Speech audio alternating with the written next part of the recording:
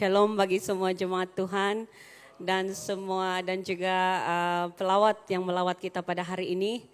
Dan hari ini saya masih meneruskan subtema pada bulan ini, yaitu Holy Spirit. Dan apa tema tahunan Gereja Joy Center?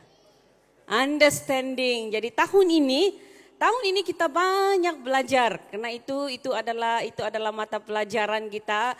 Jadi understanding. Jadi pada bulan ini berkenaan dengan Holy Spirit. Secara pribadi saya pun masih lagi belajar. Jadi kita sama-sama mau belajar hari ini. Are you guys ready? Amin. Oke, jadi saya berdoa pada pagi ini agar Roh Kudus sendiri yang akan berbicara, yang akan berkata-kata di hati Anda dan membawa kita agar lebih mengenal siapa pribadi Roh Kudus ini. Dan juga saya berdoa juga agar kita semua mempunyai kerinduan dan kemahuan untuk melangkah lebih dalam mau mengerti tentang Roh Kudus. Mari dulu saya bawa kita berdoa. Allah Bapa kami yang di surga, Tuhan, kami mau belajar tentang pribadi-Mu pada pagi ini. Tuhan Yesus, kami mau undang Roh Kudus-Mu secara pribadi masuk di dalam hati kami. Biar Engkau Roh Kudus-Mu memberi kami pengertian. Dan setiap kata-kata yang keluar daripada anak-Mu ini Tuhan adalah berasal daripada Engkau Tuhan. Kami percaya, saya percaya bahwa ada sesuatu yang Engkau katakan dalam setiap anak-anak Tuhan yang sudah datang pada hari ini. Karena kami percaya bahwa Roh Kudus itu sudah mulai bekerja pada saat ini, pada masa ini dan di tempat ini Tuhan. Di dalam nama Tuhan Yesus, Allah Bapa, Allah Anak dan Allah Roh Kudus, kami sudah berdoa dan mengucap syukur. Amin. Amin. Oke, jadi hari ini saya simple dia punya tajuk, yaitu mengenal dan mengerti Roh Kudus. Tingkat kedewasaan kita sebagai orang yang percaya sangat ditentukan bagaimana pengenalan kita kepada Roh Kudus. Bagaimana kita sudah matang di dalam spiritual life kita, begitulah tingkat pengenalan kita kepada Roh Kudus. Jadi tingkat pengalaman akan kemuliaan Allah dalam hidup kita juga ditentukan bagaimana kita mengenal Roh Kudus. Jadi begitu penting kita sebagai anak-anak Tuhan yang percaya harus mengenal lebih dalam akan Roh Kudus. Ada satu ayat firman Tuhan, tapi sebelum itu saya ada satu quote yang mengatakan orang Kristen yang tidak mengenal Roh Kudus ibaratnya seperti menyembah pribadi yang tidak dikenalnya.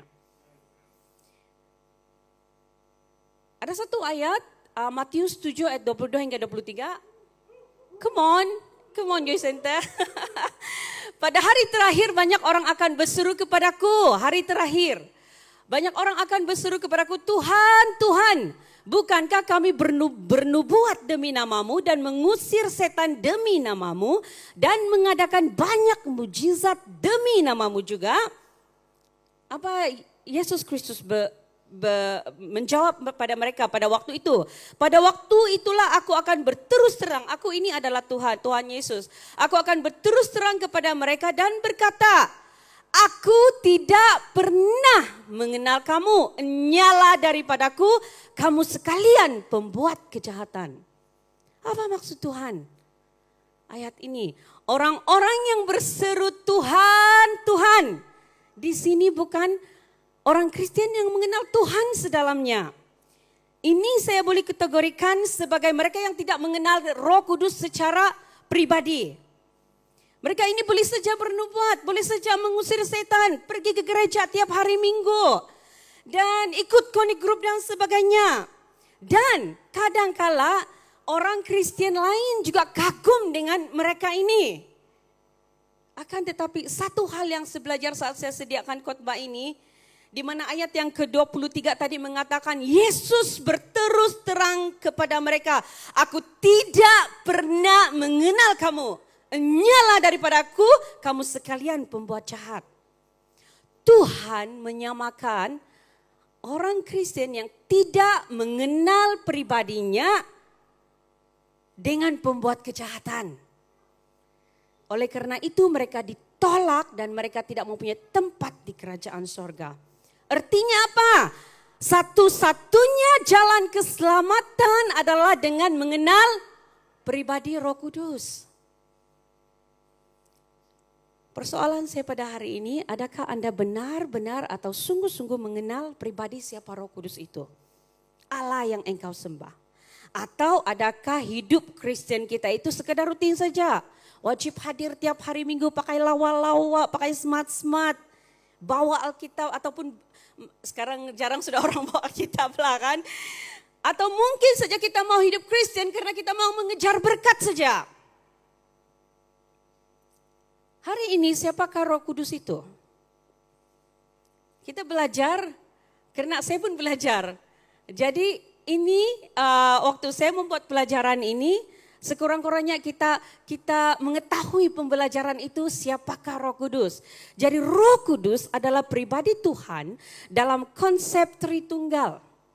Roh Kudus di dalam bahasa Ibrani ini saya sudah confirm dengan Pastor Saul sendiri, Ruach HaKodesh. Begitu dia bilang, Ruach HaKodesh.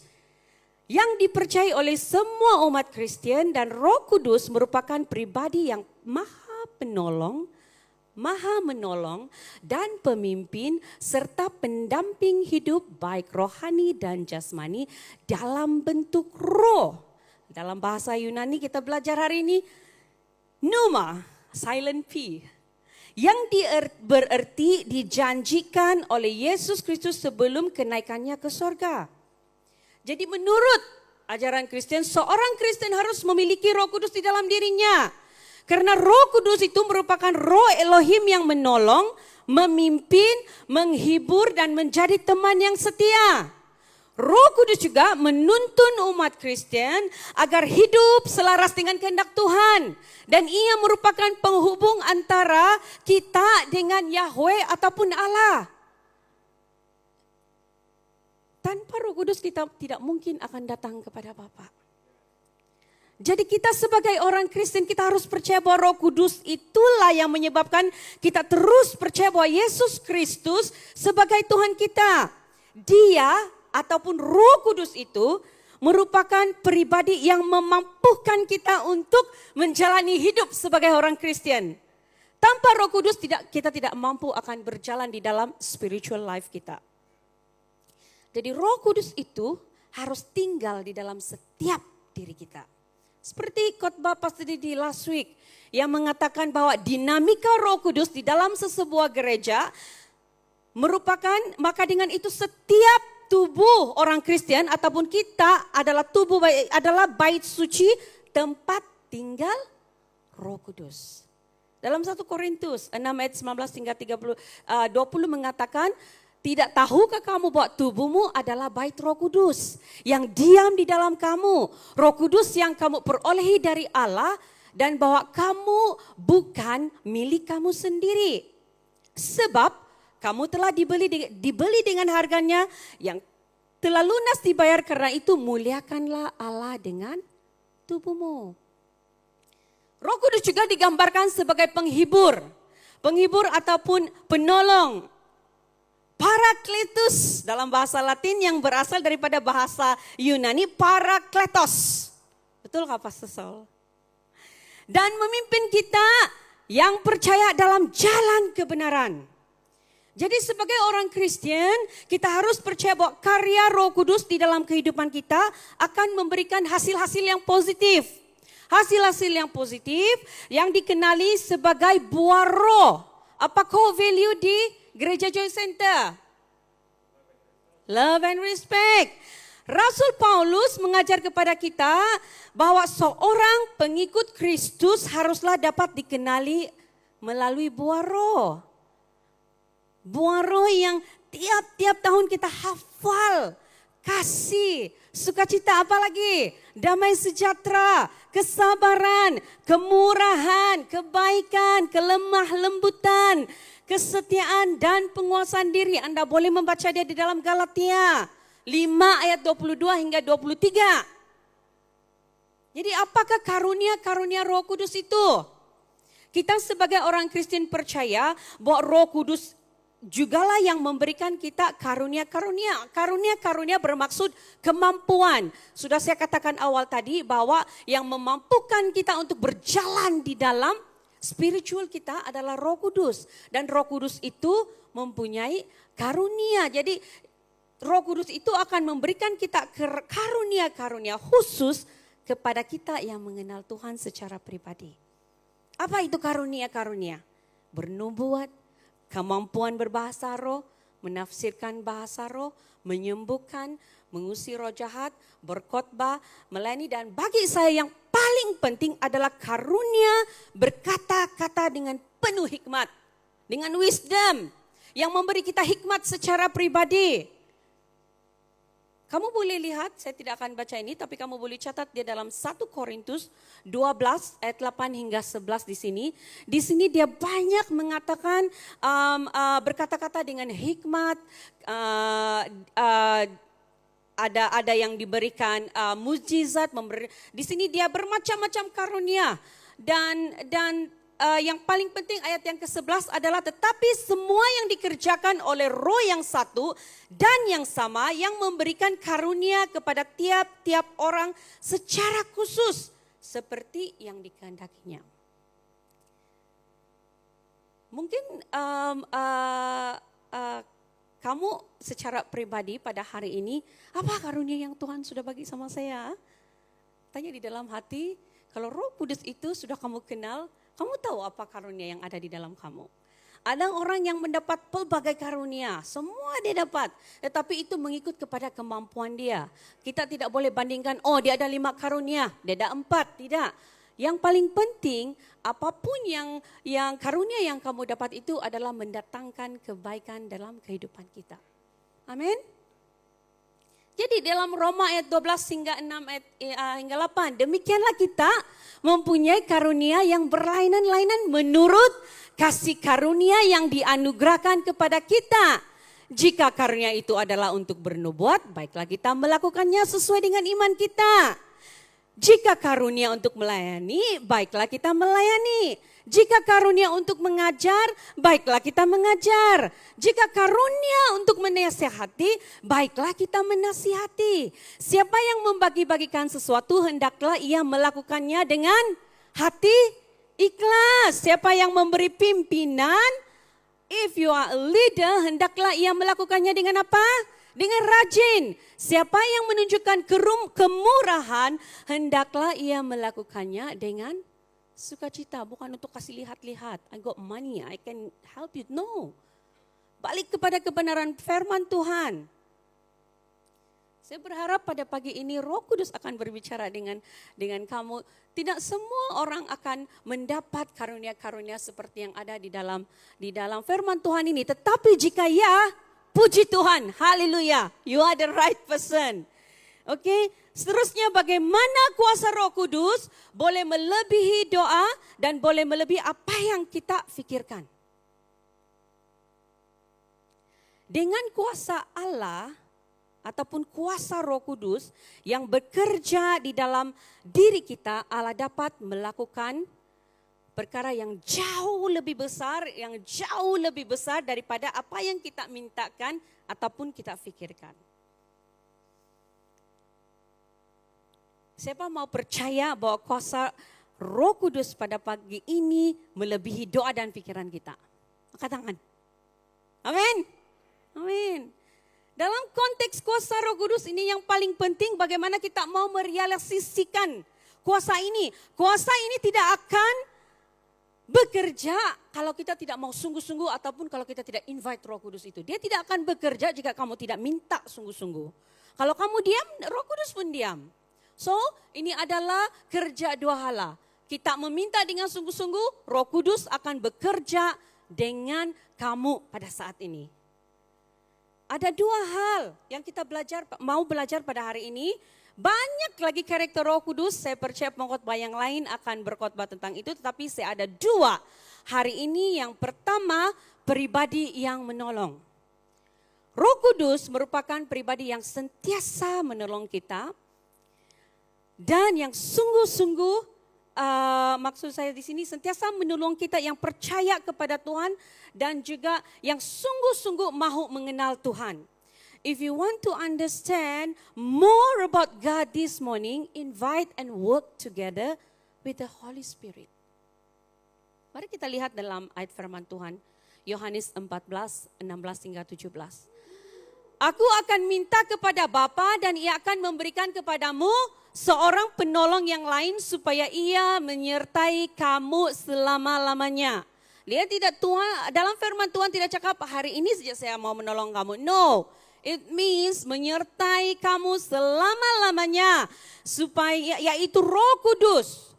Dunia tidak dapat menerima dia sebab dunia tidak melihat dia dan tidak mengenal dia. Tetapi kamu ataupun kita mengenal dia sebab ia menyertai kamu dan ia akan diam di dalam kamu. Come on, Joy Home.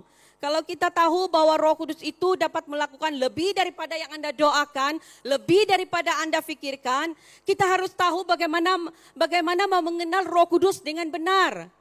Pekerjaan Roh Kudus itu begitu dahsyat, dia berbeza dengan manusia. Roh Kudus memiliki kuasa dan dia merupakan, sekali lagi saya katakan di sini, merupakan pribadi yang sentiasa menolong kita. Ada satu ilustrasi berkenaan dengan perbandingan Roh Kudus dengan manusia. Contohnya, kita tahu bahwa of course kita memang manusia yang suka mau menolong. Itu sudah terjadi, maksudnya it's natural, kita mau melayani Tuhan. Tetapi kemampuan kita amatlah terbatas. Jika ada seseorang yang kita kenal, mungkin dia sudah mengalami cancer, stage 4 begitu, dan kita tahu bahwa dokter ini memang ada pengetahuan dan memiliki maksud dia mau merawat pesakit ini, dan pengetahuan dia tentang kanser ini mungkin lebih baik daripada kita yang bukan profesional. Tetapi saat maksud saya saat pesakit itu datang kepadanya, saat dia keadaan hopeless sudah begitu, dokter saya boleh sembuhkah secara total? Dokter, saya percaya dokter itu dokter juga manusia. Dia mahu menolong, tetapi dia tidak akan cakap ya, dia tidak akan cakap tidak. Dia akan ada jawaban yang standard. Karena apa? Mereka juga manusia, dokter itu tidak memiliki kuasa. Tetapi ada contoh lain, setengah orang memiliki kuasa. Dari segi apa? Dari segi material. Contohnya seorang yang kaya, dia seorang yang dia mempunyai banyak kemampuan, tetapi apabila orang yang memerlukan, dia tidak mau menghulurkan bantuan. Itu dari segi konteks kuasa material.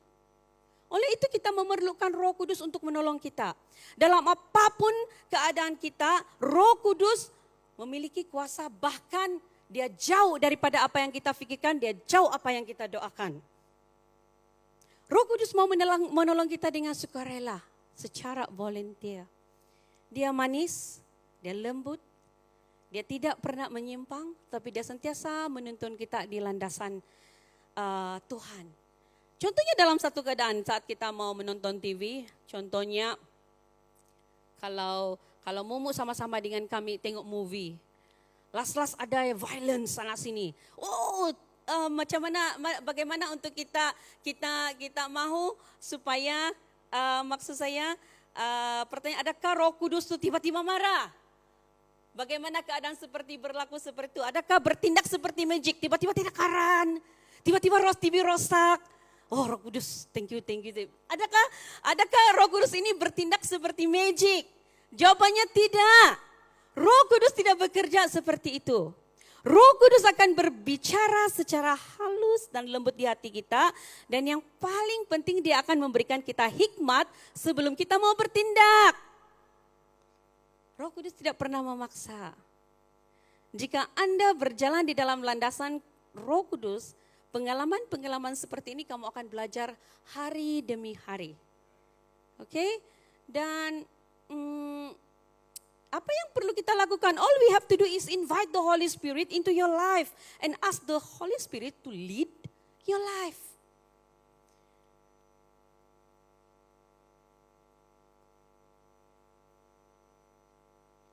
Jika Roh Kudus itu adalah satu pribadi yang manis dan lembut, maka dia pasti akan menolong kita, menguatkan, menasihati kita, asalkan seperti yang saya katakan tadi, minta dengan sungguh-sungguh. Jadi jika Anda pada hari ini mulai mengerti dan memahami karakter Roh Kudus hari ini, saya percaya Anda pasti akan mengundang Roh Kudus dalam apapun yang Anda buat, terutamanya dalam Anda membuat keputusan. Ada satu hal yang paling penting juga, bahwa Roh Kudus adalah seperti yang awal saya katakan tadi, adalah pribadi Tritunggal Allah. Apa Tritunggal Allah? Allah Bapa, Allah Anak, dan Allah Roh Kudus. In the name of the Father, the Son, and the Holy Spirit. Kita semua harus sungguh-sungguh meresponi pribadi Allah dalam apapun permohonan Anda. Di antara ketiga pribadi ini kita tidak dapat berhubung dengan Allah Bapa atau Allah Anak kalau kita tidak hadirkan Allah Roh Kudus. Dia mesti mau ada Allah Roh Kudus. Mari kita lihat di dalam Efesus. Di dalam Efesus 2 ayat 17 hingga 18. Ia ataupun Roh Kudus datang dan memberitakan damai sejahtera kepada kamu yang jauh dan damai sejahtera kepada mereka yang dekat.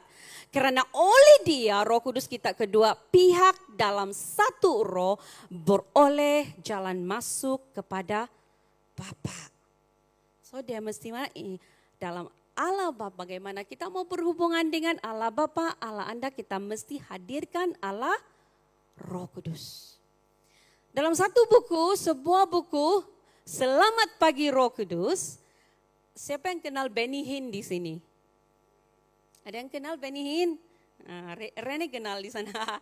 Benny Hinn dia memberikan kesaksian pada waktu dia pertama kali dibaptis oleh Roh Kudus. Dia bertanya kepada Roh Kudus seperti ini. Roh Kudus, maukah engkau memberitahu saya seperti mana? Kalau dalam bahasa kita Sabah, seperti apa kau ini? Begitu. Seperti apakah engkau ini?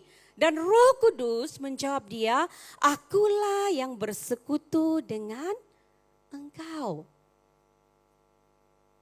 Dalam 2 Korintus 13 ayat 13 mengatakan kasih karunia Tuhan Kristus dan kasih Allah dan persekutuan Roh Kudus menyertai kamu sekalian. Bermaksud apa? Bahwa Roh Kudus itulah yang bersekutu dengan kita di dalam hidup kita. Dia berkata bahwa akulah yang bersekutu dengan engkau. Bermaksud Roh Kudus itu tidak lari, tidak jalan. Dia sebenarnya sentiasa ada di dalam hati kamu, di dalam kehidupan kita. Amin. So far so good. Yang kedua, karakter yang kedua adalah pribadi yang mengajar.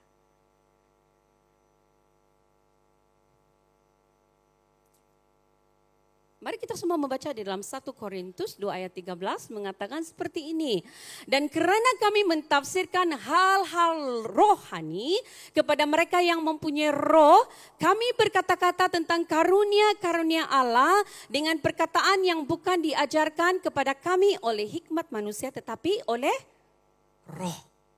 Maksudnya Roh Kudus itu pribadi yang mengajar. Come on Joy Home, jangan rasa puas untuk datang ke gereja untuk mendengar firman Tuhan saja. Tapi marilah hari ini kita mau meminta Roh Kudus untuk mengajar kita untuk membaca firman Tuhan. Dan pada waktu khotbah yang akan disampaikan, saya berdoa Roh Kudus menyingkap rahasia-rahasia surgawi di dalam hati kamu semua. Saya percaya Roh Kudus mulai berbicara di hati kamu pada saat ini. Jadi pada waktu Roh Kudus mau mengajar kita, berikut merupakan beberapa hal yang tidak boleh kita lupa. Katakan kepada kawan sebelah, jangan lupa. Jangan lupa. Nomor 1, jangan sesekali padamkan roh. Ini dalam 1 Tesalonika 5 ayat 19 berkata, jangan padamkan Roh Kudus. Roh Kudus akan terpadam jika kita menolak dan tidak mau mendengar nasihat firman Tuhan yang sedang bermain atau berkata di dalam hati kamu.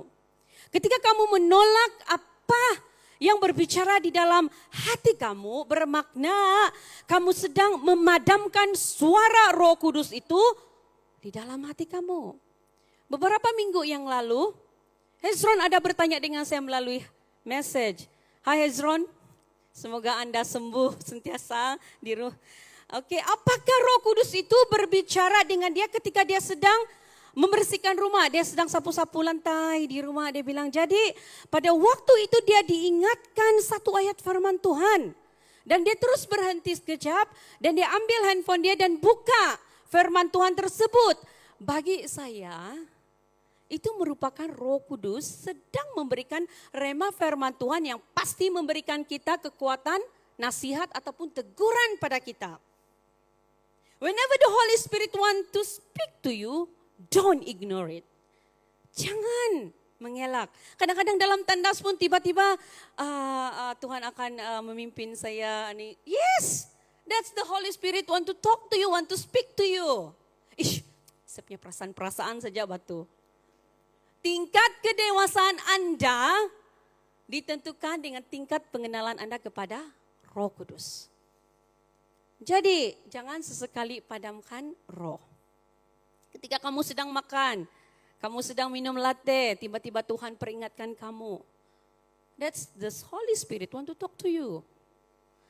Jadi ketika Roh Kudus mau mengajar kita, artinya kalau kita sudah kepenuhan dalam Roh Kudus, sudah percaya dan ada satu masa Anda digerakkan untuk mau melayani seorang yang lain. Don't limit yourself, jangan hadkan diri Anda. Jangan Anda katakan bahwa tiapalah itu perasaan saya saja. Ada lagi hal lain saya mau buat. Sedangkan di dalam hati kamu, ada kawan si anu itu macam saya mau cakap sama dia. Ada di dalam hati kamu mau ingin berkata sesuatu, just want to say hi, just want to say something. Tetapi kamu limitkan kamu punya hati itu, akhirnya kamu menyesal tidak berkata dengan dia. Dia sudah kawin dengan orang yang tidak seiman. Contoh saja kan. Jika betul ada priority ataupun keutamaan lain, it's okay. But tidak semestinya selepas kesibukan itu Anda tidak boleh melakukannya. Karena waktu Roh Kudus mau menggerakkan Anda untuk melayani seseorang, gunakanlah masa itu dengan sebaiknya. Untuk mendengar Roh Kudus dan lakukanlah. Saya percaya apabila Anda ambil langkah untuk melayani seseorang itu, saya percaya ada sesuatu hal yang besar akan terjadi. Don't limit yourself, just go for it. Jika Anda berjaya melayani seseorang itu, apalagi yang di lain itu terus mengambil keputusan untuk bertobat, bukan saja saya ataupun kita bersuka cita, tetapi apa Tuhan kata, seluruh warga surgawi akan bersuka cita. Yang kedua, jangan mendukakan Roh Kudus. Mari kita semua baca di dalam Efesus 4 ayat 30. Dan janganlah kamu mendukakan Roh Kudus. Roh Kudus Allah yang telah memeteraikan kamu menjelang hari penyelamatan. Segala kepahitan, kegeraman, kemarahan, pertikaian dan fitnah hendaklah dibuang dari antara kamu. Demikian pula segala kejahatan. Apakah hal-hal yang membuatkan Roh Kudus terluka ataupun mendukakan Roh Kudus? Menyembah berhala, masih mengikuti mempraktikkan kepercayaan tradisi, berpindah kepada agama lain ataupun sebagainya. Ada satu ayat firman Tuhan terjemahan Message yang di dalam Kolose, ini merupakan dia begitu pedas, tetapi dia sangat jelas terbukti di sini bahwa ini boleh mendukakan hati Roh Kudus. And that means killing of everything connected with that way of death. Sexual promiscuity, impurity, lust, doing whatever you feel like whenever you feel like it. And grabbing whatever attracts your fancy. That's a life shaped by things and feelings instead of by God. It is because of this kind of thing that God is about to explode in anger, boleh meledakkan kemarahan Tuhan. It wasn't long ago that you were doing all the stuff and not knowing any better, but you now know better now. So make sure it's all gone for good. Bad temper, ini minus, ini dirty talk. kamu boleh lihat di dalam terjemahan bahasa Malaysia dalam Kolose 3 ayat 8. Kamu boleh membaca itu di rumah nanti. Dan saya perjelaskan dalam bahasa seharian kita. Ini bermakna kita mematikan segala yang berkaitan yang membawa ke jalan kematian. Seperti pergaulan bebas, kenajisan nafsu, melakukan apapun yang Anda suka lakukan dan dimanapun Anda mahu lakukan. Dan ingin menikmati, merasakan apapun yang menarik minat Anda. Itu adalah kehidupan yang dibentuk oleh hal-hal perasaan manusia dan bukan oleh keinginan Tuhan. Karena inilah yang akan meledakkan kemarahan Tuhan. Tapi saya percaya saat Anda menerima Roh Kudus, saat Anda menerima Tuhan secara pribadi pada saat ini, Anda sudah tahu apa yang lebih baik. Jadi pastikan ia itu gone for good, hilang untuk selama-lamanya. Seperti perangai buruk, cepat marah, cemburu, kejam, kata-kata kotor, perkataan kosong bermaksudnya tidak ada makna itu perkataan. Jadi apa yang Tuhan kehendaki sebenarnya dalam hidup kita adalah jika Anda mau sungguh-sungguh meresponi kuasa Roh Kudus, janganlah sesekali padamkan roh. Jangan sesekali mendukakan Roh Kudus dan jangan sesekali menentang Roh Kudus.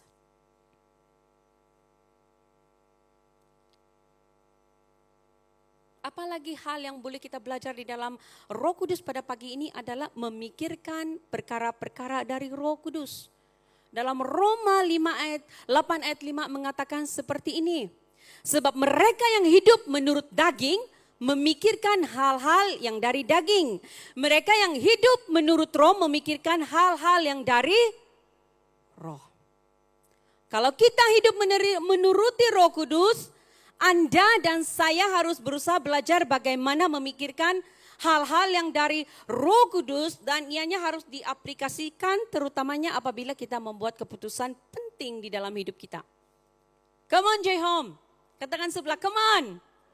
Jika Anda mahu dipimpin oleh Roh Kudus pada pagi ini, pikiran Anda harus terpaksi dan harus memikirkan hal-hal yang dari Roh Kudus.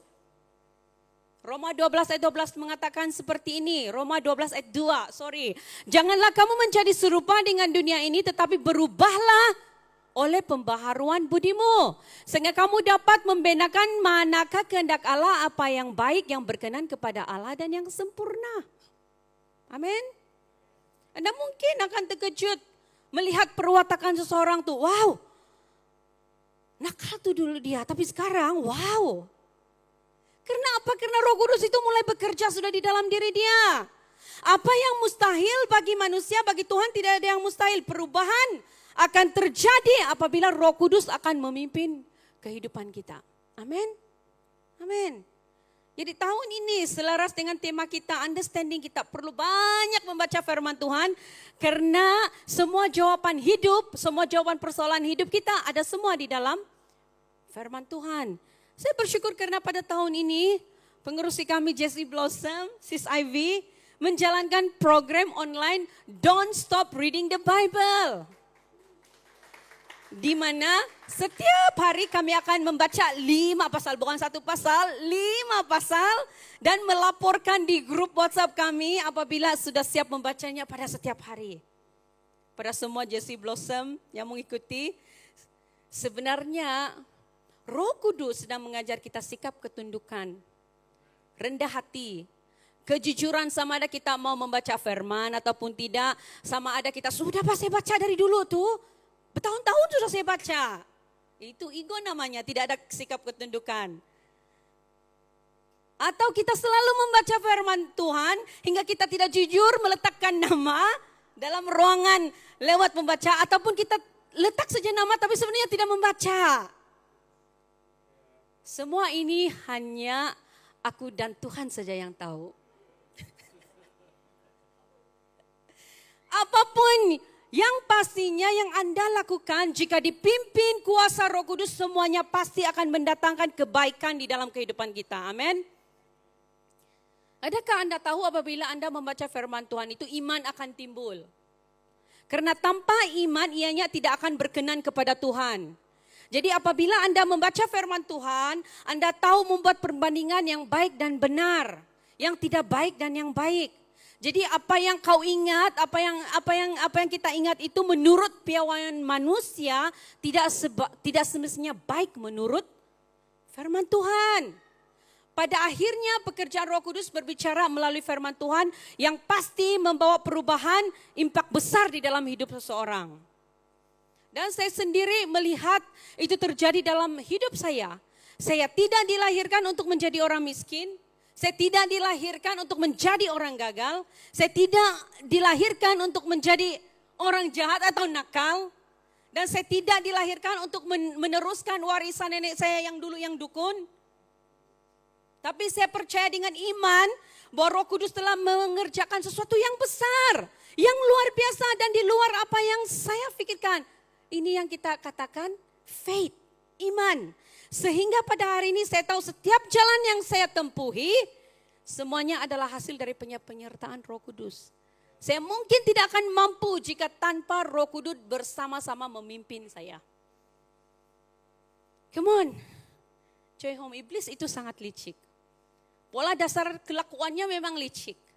Iblis dari dulu adalah pendusta dan bapak segala penipu, bapak segala dusta.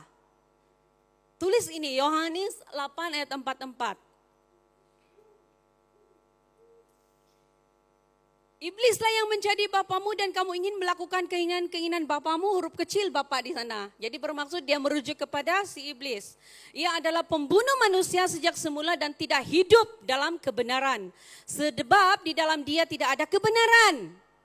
Apabila ia berkata dusta, ia berkata atas kehendaknya sendiri. Sebab ia adalah pendusta dan bapa segala dusta. Kasih highlight nih. Jadi iblis itu sangat sabar untuk menjerat. Dia sentiasa menunggu kita. Sentiasa mencari ruang dan peluang menjerat Anda. Daripada gap-gap, ruang-ruang yang kecil, akhirnya menjadi gap-gap yang besar. Bagaimana untuk menghilangkan gap atau ruang tersebut?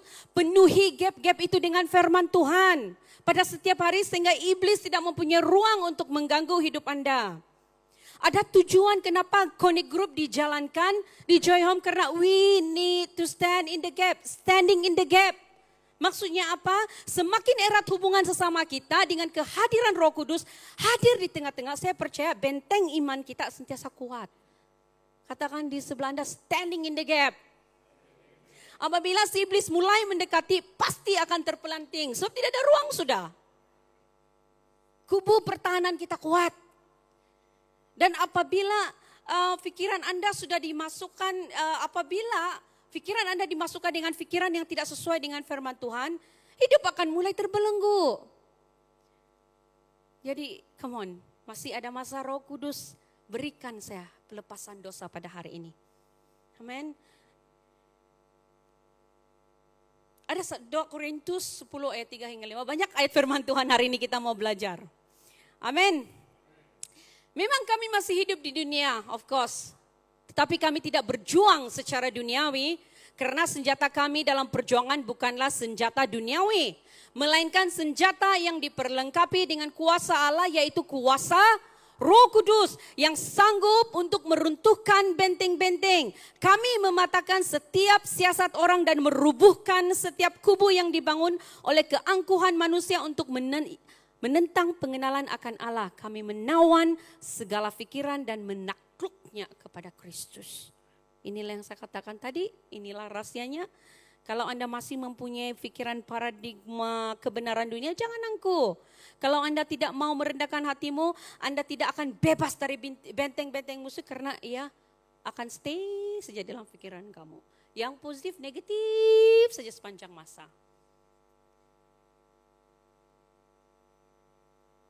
Katakan di dalam hati kamu, Holy Spirit take over my life now. Roh Kudus ambil alih hidup saya sekarang ini. Ambil alih hidup saya sekarang ini. Yang terakhir pada hari ini. Katakan ini di dalam hati kamu. Roh Kudus akan membuat kita melihat kebenaran firman Tuhan. Karena Roh Kudus adalah pribadi yang mengetahui hal-hal dari Tuhan. Dan menyatakannya kepada kita. Hiduplah bersama dengan Roh Kudus sepanjang masa. Tuhan memberkati. Mari kita berdoa.